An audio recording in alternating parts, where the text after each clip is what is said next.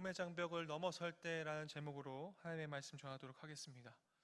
여러분, 한 사람이 사고의 틀을 가지고 있습니다. 그 사고의 틀을 근데 뛰어넘는 것, 다른 것을 수용한다라는 것은 매우 어려운 일입니다. 그러나 그 어려운 일을 해내는 일들로 인해서 세상이 바뀝니다. 어떠한 사람이 그 사고의 틀을 넘을 때 그 사람이 변하듯이 그 사회 집단과 그 조직이 변화되는 것을 많이 보게 됩니다. 그래서 이전에 경험하지 못한 새로운 환경을 맞이하게 되는 것입니다. 그것이 바로 선교이지요. 오늘의 본문 말씀도요, 자신들이 가지고 있는 가치관과 생각의 틀을 뛰어넘어서 주님을 바라봤을 때 그때 비로소 하나님의 말씀과 하나님의 마음을 깨닫게 되는 그 순간이 오게 되더라는 것입니다. 초대교회 마가의 다락방에 모여있던 120명의 사람들을 계수할 때 예전에 전했던 말씀이었죠. 기억하시는지 모르겠지만 120명의 사람들이 기도할 때 통상적으로 남자의 수만 세던 문화를 깨트리고 남자와 여자, 성인과 어린아이의 차별의 장벽을 깨트렸을 때 강력한 성령의 임재가 나타났던 것을 우리가 바라보게 되던 것처럼 우리가 가지고 있는 어떠한 사고의 틀을 깨는 것이 어떻게 보면 주님을 바라볼 때 더욱더 귀중하고 감추어진 보화 같은 것들을 발견하게 될 때가 있더라는 것입니다. 그 작은 차이가 성령의 시대를 여는 열쇠가 되었던 것처럼 우리에게도 그런 것이 필요하다는 것이죠. 그러나 대부분의 사람들은 자신의 경험과 사고에 갇혀서요, 늘 하나만 아는 지독한 편견 속에 갇혀 있다는 것은 슬픈 현실입니다. 본인들이 경험했던 것, 본인들이 이렇게 해보니까. 그래서 여러분들이 제일 싫어하는 말 중에 하나가 무엇입니까? 나 때문이잖아요. 그렇잖아요. 청년들이 제일 싫어하는 걸 나 때문이에요. 내가 경험했던 거, 그거 얘기하는 거 싫거든요. 그 사고가 깨지길 바라는 것이 청년들의 마음이잖아요. 그런데 여러분, 청년들의 사고 또한 깨트릴 필요가 있다는 거예요. 베드로가 이방인이던 고넬료에게 복음을 전하고 이어 세례를 베푼 뒤 성령이 임한 것은 당시 초대교회는 매우 중요한 사건이었습니다. 그래서 누가가 이 장면을 기록하면서 이 10장의 내용을 다시 반복해서 11장에 보고하는 내용을 다시 실은 이유가 굉장히 중요해요. 10장에 있었던 이 사역에 대한 모든 것들을 다시 보고하는 일이 많이 없어요. 그런데 바로 그 다음 장 11장에 그 10장에 있었던 그 사역의 내용을 바로 보고하는 내용이 나오게 돼요. 이 본문이 가지고 있는 일, 이것은 왜입니까? 이 많은 양을 이방인에게 복음을 전하고 성령이 임한 사건을 설명하고 해석하는 데 집중하고 있어요. 왜요? 이 사건이 매우 중요하기 때문에. 그동안 가졌던 복음의 장벽을 넘어서는 그런 장이었기 때문에, 그런 사건이었기 때문에 이걸 다시 한번 다루는 것입니다. 이전까지 복음이 유대인이라는 높은 벽을 뛰어넘지 못하고 있었으나 베드로의 사건을 중심으로 하나님께서 그 벽을 허무시는 것을 우리가 보고 듣게 되지 않습니까? 이때는요, 이 복음의 장벽이 무너지고 넘어서는 이 일이요, 굉장히 힘들었던 일이에요. 지금 우린 너무나 쉽게 읽고 있지만 이방인이 복음을 받았다는 소식이 유대에 있는 사도들과 형제들에게 전해졌습니다. 이방인들이 복음을 받아들였습니다. 성령의 충만함을 받았습니다. 심령의 회심이 일어났고요. 그 결과 이방인에게 세례를 베풀었다는 것. 오늘날에는 무슨 큰일인가 생각할 수 있지만 당시 초대교회는 엄청난 위대한 사건이죠. 정말 생각할 수 없었던 일이 벌어진 거예요, 지금. 여전히 유대인 그리스도인들 안에는 할례를 받지 않은 이방인들과 할례를 받은 자신들을 구분짓는 엄격함이 있었기 때문입니다. 그 엄격함이 왜 있었습니까? 유대인들이 유대인 기독교인들이 가지고 있던 그 마음 가운데에 무엇이 있었어요? 자신의 신앙에 우월감이 존재했습니다. 자신의 할례 받은 자라는 거예요.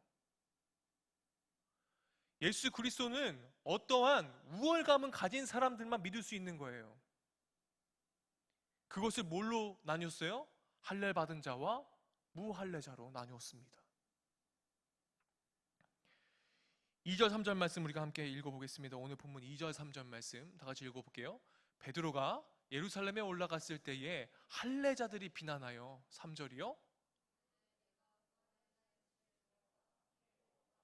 네, 할례자와 무할례자를 엄격하게 구분짓고 있어요.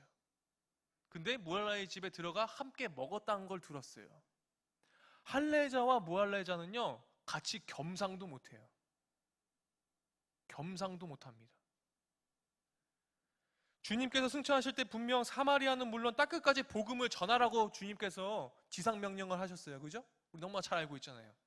주님께서 마지막 올라가시기 전에 부탁하셨어요. 땅끝까지 복음을 전하라. 그런데 그것들을 들었던, 주님의 명령을 들었던, 그 마지막 명령을 들었던 그 사람들이 그 명령을 잊어버린 채 복음의 확장성을 가로막고 있는 이들, 그것은 다름 아닌 누구입니까? 예수님의 지상명령을 직접 들었던 사람들이에요. 그 직접 들었던 사람들이 지금 복음의 확장을 막고 있습니다. 분명히 땅끝까지 복음을 전파하라고 얘기했는데, 예루살렘과 온 유대와 사마리아 그 땅끝까지 이르러서 복음을 전하라고 했는데 어떻게 돼요? 계속 복음의 확장성을 가로막고 본인들의 사고의 틀에 가로막혀서 어떻게 합니까? 본인들만 구원받을 수 있는 걸로 딱 틀을 가로막았어요. 복음의 확장을 가로막고 있는 사람들 누구라고요? 예수님의 지상명령을 직접 들은 제자들이었고 예수님 공생애 때 직접 가르침을 받았던 사람들이 지금 복음의 확장을 막고 있는 걸 우리가 보게 됩니다. 그럼 오늘로 따지면 어떤 것입니까? 지금 여기 있는 사람들이 복음의 확장을 막고 있는 거예요. 누가 막고 있다고? 지금 여기 있는 모인 사람들이 예수님의 복음 전파를 막고 있어요. 베드로가 이방인에게 복음을 전했다는 소식을 듣고 당사자인 베드로의 설명을 직접 듣고 싶었던 사람들은 스스로 어떻습니까? 높은 장벽을 쌓았던 보수적인 유대 그리스도인들, 극단주의자들, 엄격한 율법주의자들이었습니다. 태생적 유대인으로 기독교 공동체에 속한 사람들, 이방인 고넬료에게 복음을 전한 베드로가 매우 경솔하게 저지른 행동을 했다고 생각하면서 이해의 차원이 아니라 베드로를 어떻게 합니까? 비난하고 책망할 생각을 가지고 있었습니다. 자신들의 전통과 관습을 깨고 무할례자들의 집에서 함께 음식을 먹음으로 베드로 자신이 부정해졌고 고넬료에게 고넬료에게 복음을 전한 그 의미가 퇴색되었다고 생각을 했을 것입니다. 극단적인 유대인 그리스도인들에게 베드로의 이방인 전도가 왜 문제가 되었습니까? 그것은 그들만이 가진 복음에 대한 우월성이기도 하지만 복음에 대한 무엇입니까? 희귀성이기도 합니다. 여러분, 이런 거 있잖아요. 굉장히 레어템이라고 하나? 뭐라 그러지? 그거 왜 이렇게 본인들만 가지고 있는 뭔가 그런 특수성들. 나만 알고 싶은 거야. 좋은 곳은 나만 알고 싶은 거야. 왜 맛있는 맛집도 많이 알려지지 않았으면 좋겠는 사람도 있잖아. 왜? 여기면 나만 알았으면 좋겠는 맛집. 나만 알았으면 좋겠는 여행 장소. 예? 많이 알려지지 않았으면 좋겠는 거. 그것이 뭐예요? 나만 구원받았으면 좋겠는 거. 아주 잘못된 그 사고방식을 갖고 있는 거죠. 가치 있는 것은 소수만 누려야 그 가치가 빛을 발하기 때문에 소수만 가치를 누릴 때 그 가치는 특별한 것이 되고 가치를 가진 이들에게는 무엇을 대합니까? 우월감을 줍니다. 그 가치 있는 것을 누린 자만이 우월감을 갖고 있는 거예요. 믿는다는 것으로 유대인들에게는 물론 다른 종교에게도 고난을 받는 그리스도인에게 우월감조차 내려놓아야 한다면 믿음으로 당하는 본인들이 만들어 놓은 인내와 고난의 세월을 견디기 힘들까봐 그것들을요 쉽게 놓지 못합니다. 그러니까 율법주의자들이 여러분 율법을 지키는 게 문제가 아니에요. 율법을 지키는 건 굉장히 중요한 거예요. 근데 무엇이 문제입니까? 그 율법을 지킴으로써 본인이 인내하고 고난을 감수해내는 그것들이 보이는 그렇게 열심히 지켰는데 다른 사람들은 그렇게 율법을 지키지도 않으면서 구원받았다고 해. 거기에 지금 어려움이 생기는 거죠. 거기에. 그동안 쟤네들은 율법도 안 지켰는데 쟤네들은 그냥 생명성계를 받네? 이거 뭐 잘못된 거 아니야? 그 복음에 대한 희귀성과 그 독특함과 그런 우월감을 가지게 만드는 그것이 문제인 거죠. 여러분, 예수님 믿으면 구원 받는 거예요. 그죠? 맞죠? 여러분, 여기서 확신이 없으면 안 돼요. 예수님 믿으면 구원 받는 거야. 맞죠? 네. 율법을 지킴으로써 우리가 구원 받는 거 아니잖아요. 그렇죠? 또한 여러분 무엇이 문제입니까? 아직 이방인 전도에 대한 내규가 명확하게 세워지지 않는 상황에서 이루어진 베드로의 전도가요. 공동체의 질서를요 깨트리는 행위라고 이 사람들이 생각한 거예요. 그런데 여러분 예수님의 가르침과 예수님의 명령은 무엇이었습니까? 땅끝까지 복음 전파하라는 거예요.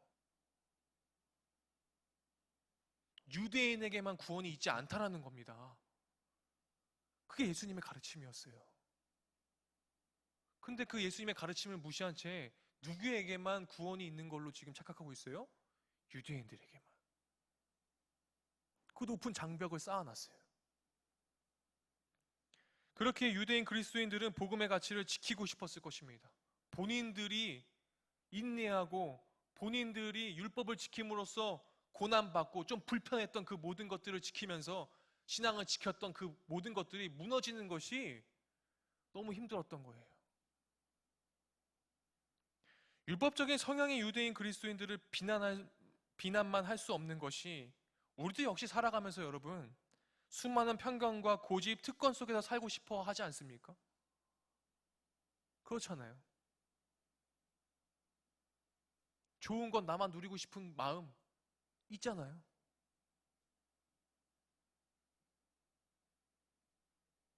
한 번은 목사님이 오른교회 사역할 때 거기는 청년들 한 2만 명 모이는데 2만 명 모이면 미안해 2천 명 모이는데 여러분 청년들 2만 명 모이면 아주 너무 좋겠다. 2천 명 모이는 교회인데 갑자기 어떤 여성이 딱 만났는데 얘가 얼굴 표정이 너무 안 좋은 거야. 야 그런 애가 아닌데 왜 표정이 왜 이렇게 안 좋지? 세상에 알고 보니까 자기랑 똑같은 옷을 어떤 여자애가 입고 온 거야. 세상에 그걸 보고서 벌벌벌 얘가 어떻게 할 바를 몰라 하는 애를 목사님이 봤어. 근데 그 옷이 정말로 뭐 이렇게 뭐 구하기 어려운 뭐 이런 거였나 봐.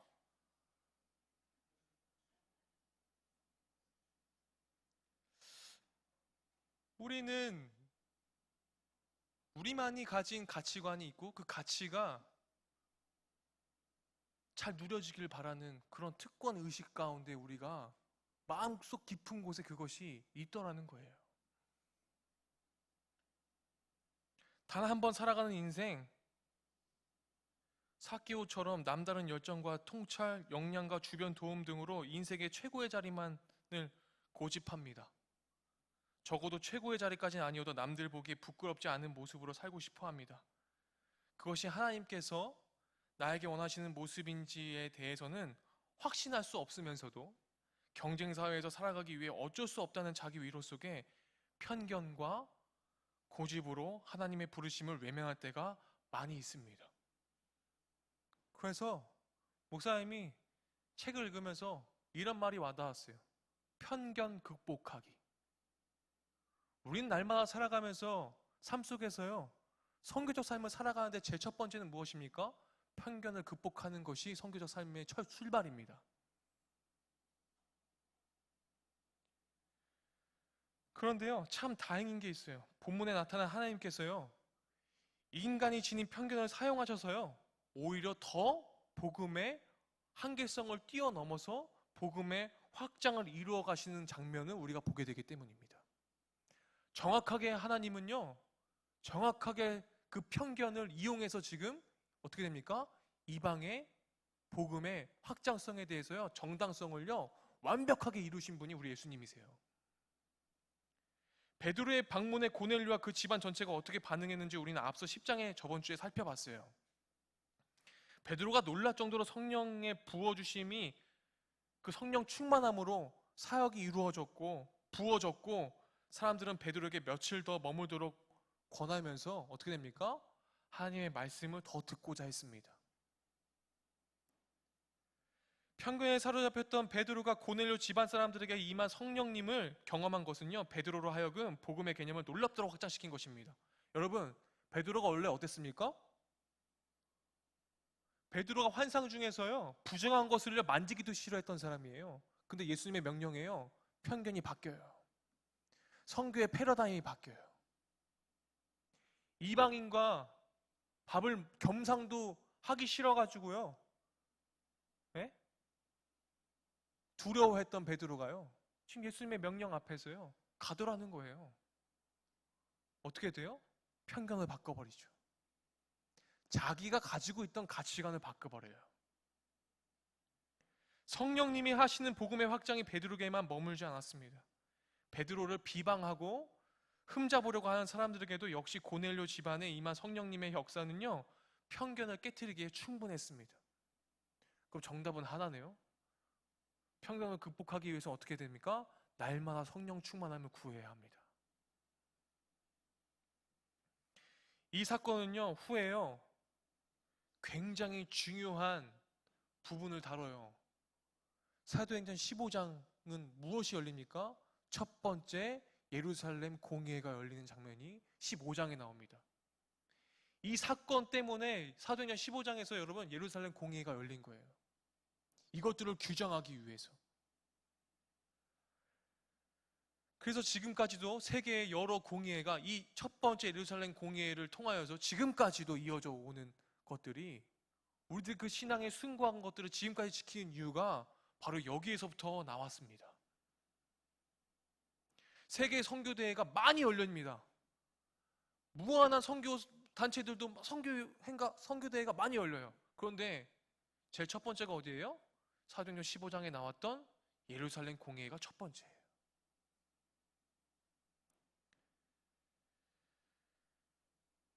그 내용이 4절부터 10절까지 베드로가요, 보고하면서요, 이 일에 대해서, 이방의 선교에 대해서요, 차근차근 설명을 합니다. 자신이 비난했던 그 비난하는 그 사람들에게요, 변명하고 화를 내는 것이 아니라요, 조목조목 이 일에 대해서 설명하는 것을 보게 돼요. 베드로의 설명으로 인간의 생각과 편견을 깨트리시는 하나님을 만납니다. 보통 인간은요, 편견이 깨질 때요, 여러분 무엇이 생깁니까? 두려움이라는 게 찾아와요. 왜요? 본인이 지금까지 지켜왔던 그 신념과 모든 것들이 무너지면요, 여러분 두려움이 찾아올 수밖에 없어요. 그래서 여러분 편견을 깨트리는 것이, 편견을 극복하는 것이 제일 어려운 게 무엇입니까? 자신이 여태까지 지켜왔던 것들이 무너지는 거거든요. 자신이 여태까지 생각해왔던 것, 자신의 신념이 무너지는 것이 싫어요. 그래서 두려운 거예요.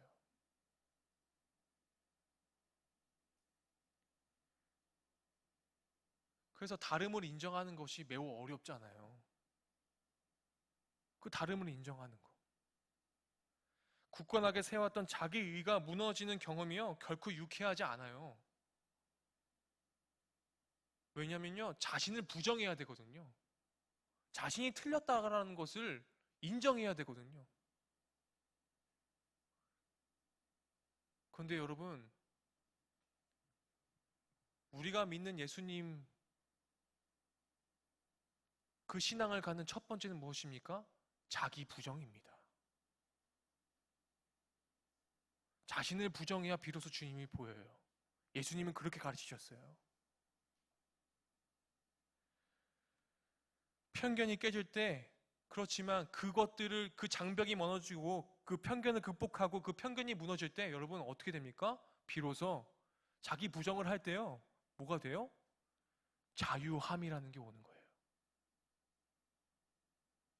죄로부터 자유해지는 것처럼. 해방되는 것처럼 그것들을 인정할 때 자유함이 옵니다. 그렇지 않으면요, 지속적으로 어떻게 됩니까? 계속해서 자신을 괴롭히게 됩니다. 힘들어요. 저걸 인정해야 되는데 저걸 인정하지 않기 위한 온갖 부연성명의 각주들이 내 머릿속에 막 생기게 돼요.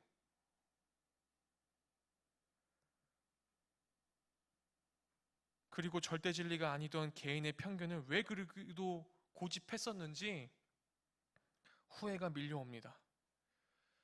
생활도 사고도 모두 부정하고 온전치 못한 이방인들은 하나님께 받아들여지면 안 된다고 생각했던 유대인 그리스도인들이 베드로의 환상을 통해서 결국 우리가 모두가 다 부정한 사람들이었고 성령의 임재가 필요한 사람들임을 깨닫게 됩니다. 우린 다 부정한 사람들이죠.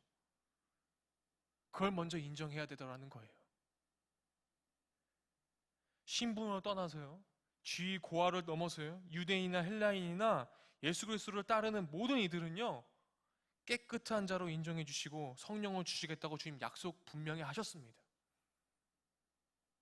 우리가 성령 충만함을 받았을 때 비로소 주님 앞에 깨끗하다 얘기 들을 수 있어요. 하나님을 자신들만의 하나님으로 가둘 수 없음에도 가둘 수 있다고 생각하는 그 율법주의자들의 그 마음이 오늘날을 살아가는 우리들에게도 존재하진 않습니까? 그러한 죄를 자행하던 지난 날들을 부끄럽게 생각했을 것입니다. 지금 이 베드로의 고백을 통해서 많이 깨지면서요, 자신들을 부정하면서요, 많이 부끄러웠을 거예요. 여러분, 하나님의 뜻 안에서요, 우리의 편견이 지엽적이고 비본질적인 것임을 여러분 기억하셔야 돼요. 내가 신앙생활을 하면서요, 내가 주님을 생각해 하는 그 모든 것들이 마치 그것이 정답이고 그것이 본질적인 것이고 그게 절대 진리라고 생각하는 것이요, 그것이 우리들의 신앙의 성숙을 제일 가로막는 것 중에 하나가 그것임을 여러분 명심하셔야 됩니다. 그것이 제일 위험한 거예요. 베드로는요, 고넬료 집안의 성령 임함을 통해서요, 베드로의 관점이요, 하나님의 관점으로 베드로조차도 바뀌었던 것을 여러분 기억하셔야 됩니다.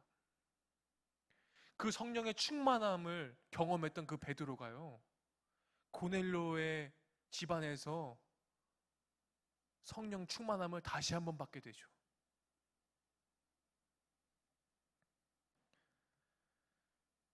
하나님의 관점에서 누구도 속되거나 깨끗하지 않은 사람이라 말할 수 없다는 것을 베드로가 설명합니다. 누굴 통해서요? 예수님께서 베드로를 통해서 보여주신 그 환상을 통해서. 여러분, 베드로도요, 어떻게 고백했었습니까? 8절 말씀을 보면요, 이런 고백이 나오죠. 8절 말씀입니다. 다 같이 읽어볼게요. 내가 이르되 주님 그럴 수 없나이다. 속되거나 깨끗하지 아니한 것은 결코 내 입에 들어간 일이 없나이다. 여러분, 이 말이요, 베드로가 생각했던 이 가치관이요, 하나님의 마음과 부합했었습니까? 아니에요. 아니라고요. 그런데 어떻게 돼요? 베드로도요, 바뀌어요. 본인이 가지고 있던 그 신앙의 숭고한 정신이요, 바뀌어요. 누구 때문에요? 예수님 때문에. 성령의 충만함을 통하여서. 잘해야만, 온전해야만, 출신이 좋아야만 받을 수 있다는 그 관습의 찌꺼기가 제거됩니다. 마치 바울의 눈에 비늘이 벗겨졌던 것처럼요, 베드로에게 다시 한번 어떻게 됩니까? 그 사고의 틀이 벗겨집니다. 비늘이 벗겨집니다. 예수님의 마음을 오해했던 것이 벗겨지더라는 거예요. 그래서 우리는 날마다 벗겨져야 돼요. 하나님께서 깨끗하다고 하신 사람을 누구도 부정하다고 말할 수 없습니다. 기존에는 베드로는 부정하다라고 생각했어요. 그런데 성령의 충만함을 받으니까 어떻게 됩니까? 깨끗하다라고 얘기할 수 있는 것입니다. 복음을 전하러 간 베드로조차도 쉽게 수긍할 수 없었던 문제를 고넬료 가정을 통해 복음은 우리의 편견에 갇힐 수 없음을 확실히 하셨습니다. 하나님께서 깨끗하게 하셨기 때문에. 여러분, 사람들은요, 차별하고 구분해도요, 성령 하나님께서는요, 차별 없으십니다. 주님은 누구나 다 사랑하세요. 누구나 다 사랑하세요. 여러분들 마음 가운데 이런 거 있잖아요. 이해되지 않는 것들. 리더들 중에 이런 거 나눠서 썼는데, 정말로 극악무도한 살인자가 예수님 믿으면 끝나는 거. 여러분, 그거 바르게 이해할 수 있어요? 어젠 살인자였어. 그런데 갑자기 예수님 믿고 회심했대. 여러분, 그거 어떻게 할 거예요? 지금도 마음이 불편한 친구들 있죠? 예? 이따가 샘터 모임하면서 잘 나누세요.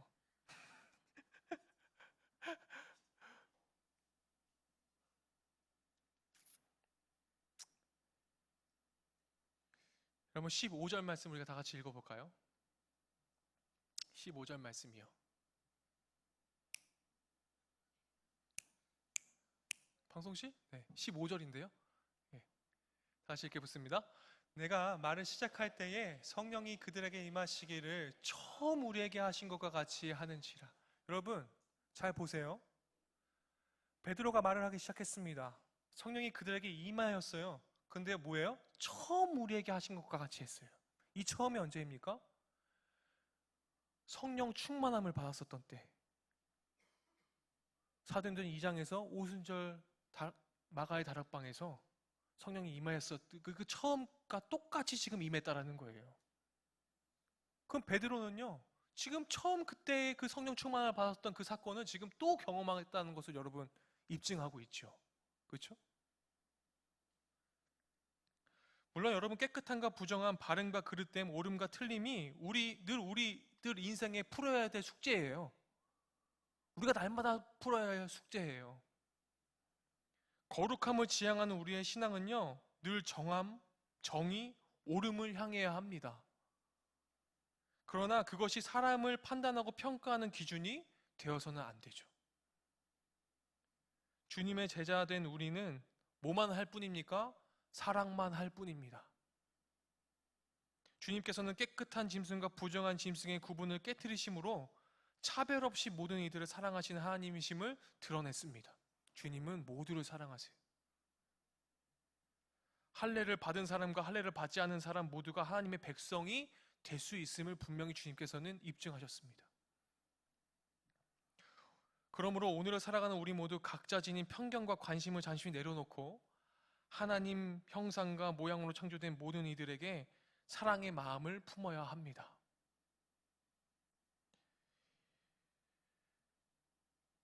나의 삶과 인생에 주님의 불러주심이 필요하듯이 원수라 생각했던 삭개오와 같은 이들에게도 주님의 부르심이 필요했던 것처럼, 그래서 주님이 삭개오를 불러서 삭개오가 회심했던 것처럼, 사도 바울, 교회를 핍박했던 사도 바울에게 주님 나타나셔서 그들을 부르셔서 사랑해 주셔서 사울이 회심했던 것처럼, 그 누구에게도 하나님의 복음은 필요하고 예수님이 필요합니다. 저 사람은 꼭 지옥 갔으면 좋겠는 그 살인자도 예수님의 복음과 사랑이 필요합니다.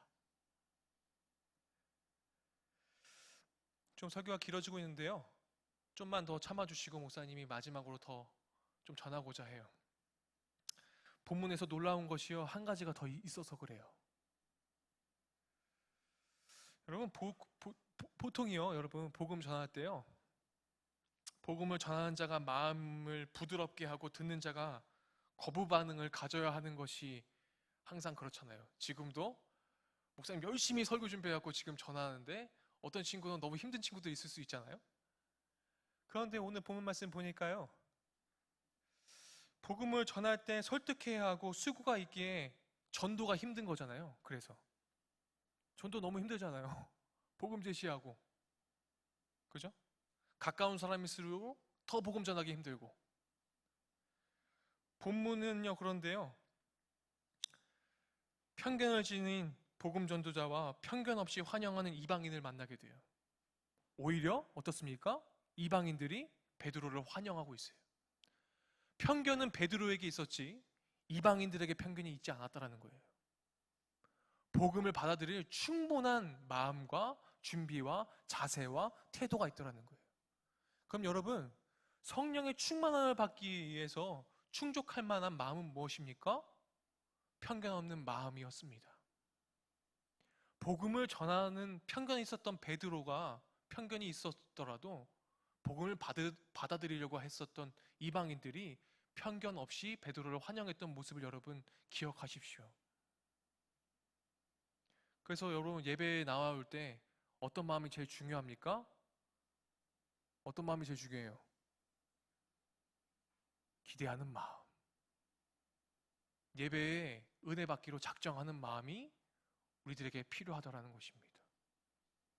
그 즐거운 마음으로 여러분들이 예배의 자리에 나오는 여러분들이 되시길 간절히 축원합니다. 그리고 여러분 성령 충만함 받기를 작정하고 예배 자리에 나오십시오. 그것을 위해 기도하며 나오십시오. 하나님께서는 의도적으로 고넬료와 베드로를 만나도록 하셨습니다.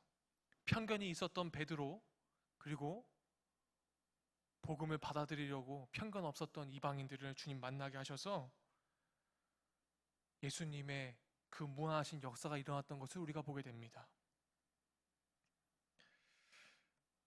내 기준과 판단이 하나님의 일하심 앞에 무너져야 합니다. 편견을 무너뜨리십시오.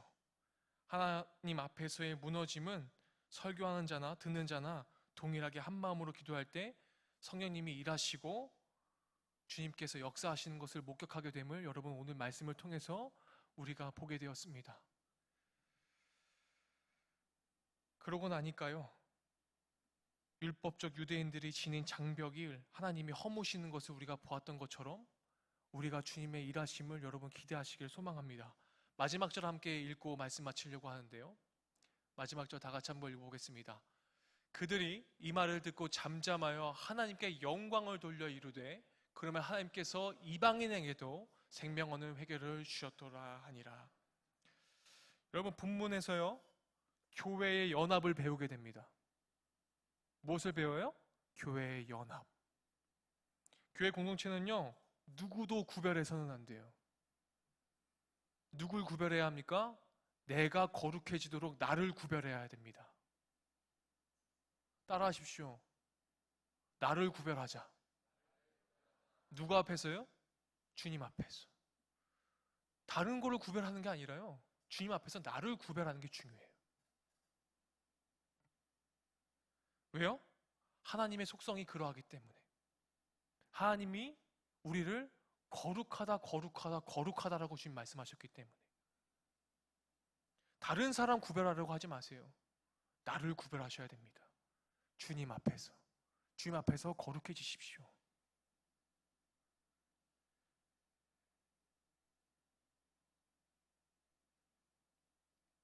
오늘 살아가는 우리들에게도 동일하게 나만이 가지고 있는 내가 만든 복음의 장벽과 신앙의 우월성이 있습니까?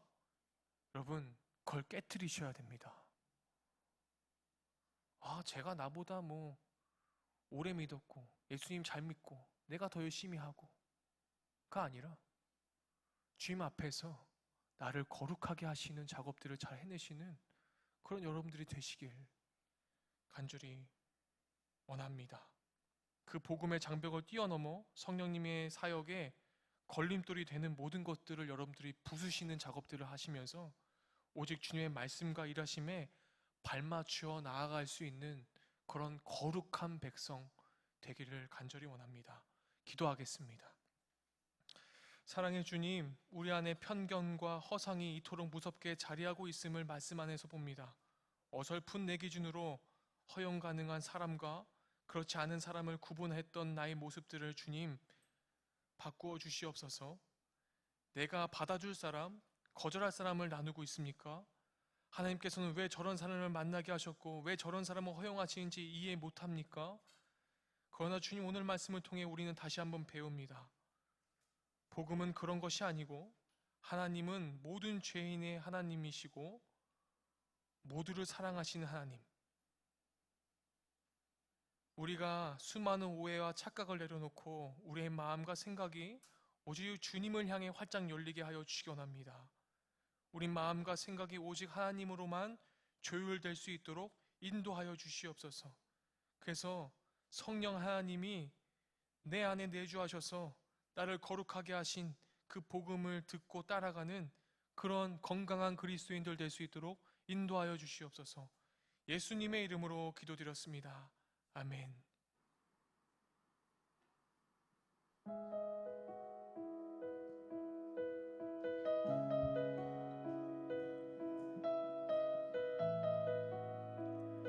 함께 찬양합시다.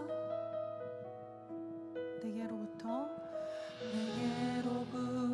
눈을 들어 주를 보기 시작할 때 주의 일을 보겠네.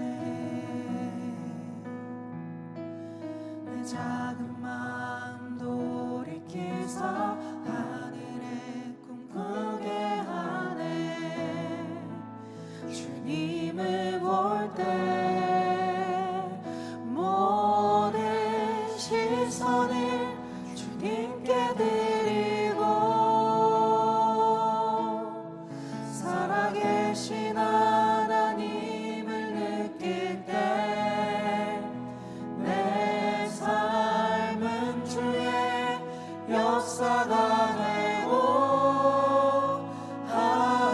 하나님이 일하기 시작하네. 우리 그 자리에서 함께 일어나서 2절로 찬양하도록 하겠습니다. 성령이 나를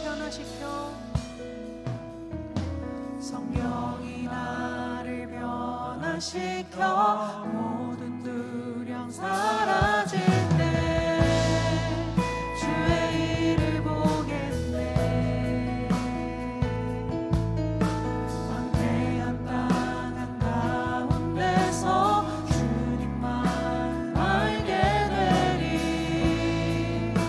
주님을 볼 때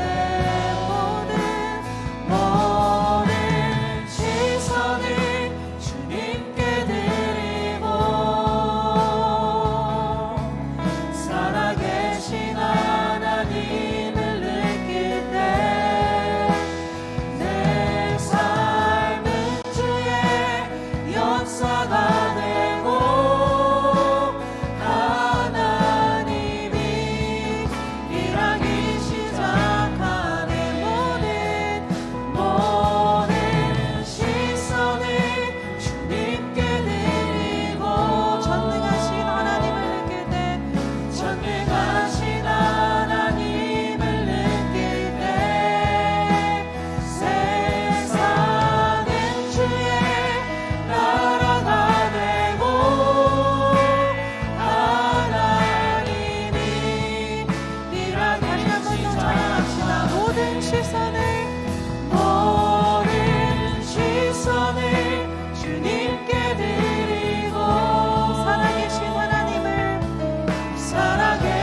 하나님을 느낄 때 내 삶은 주의 역사가 되고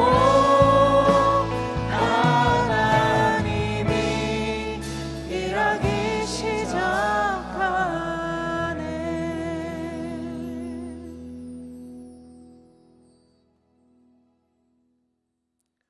그런즉 하나님이 우리가 주 예수 그리스도를 믿을 때에 주신 것과 같은 선물을 그들에게 주셨으니 내가 누구에게 하나님을 능히 맡겠느냐 하더라. 하나님께서 이방인에게도 생명 얻는 회개를 주셨도다 하니라. 지금은 우리를 죄에서 구원하신 예수 그리스도의 은혜와 하나님의 무한하신 사랑과 성령 하나님의 교통하심이